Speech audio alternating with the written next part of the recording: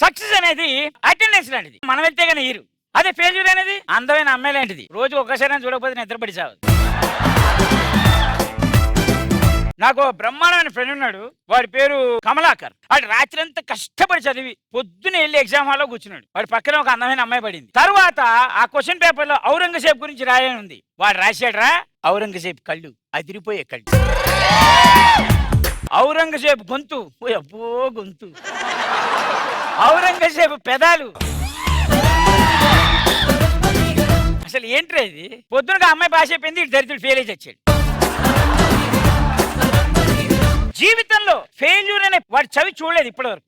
అలాంటి వాడు నా దగ్గర ఒకడు ఉన్నాడు.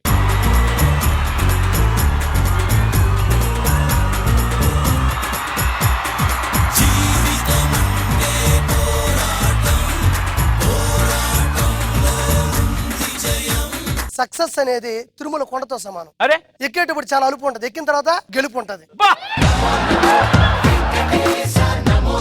ఫెయిల్యూర్ అనేది ఫాస్ట్ ఫుడ్ సెంటర్ తో సమానం. రోజులో ఒక్కసారైనా రుచి చూడాలి, దాని అమ్మ లేకపోతే నిద్రే పట్టదు. నువ్వు కష్టాల్లో ఉన్నప్పుడు నీ పక్కనే ఉండే భార్య దొరకడం నీ సక్సెస్. ఆ కష్టాలు తన వల్లే వస్తున్నాయని గుర్తించలేకపోవడం ఫెయిల్యూర్.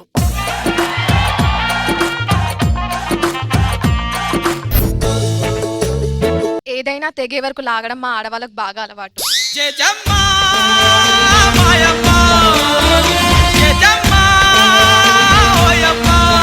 కానీ తప్పును ఒప్పుకోవడం అనేది సక్సెస్. ఎస్.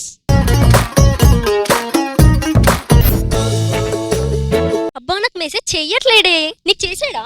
అబ్బా నాకు కూడా మెసేజ్ రాను. నాకు రిప్లై వచ్చేసింది.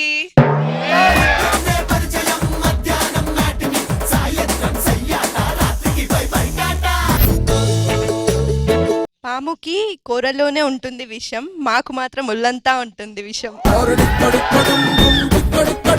నీకు రెండిస్తా.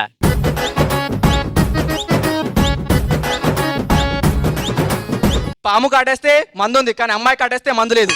అది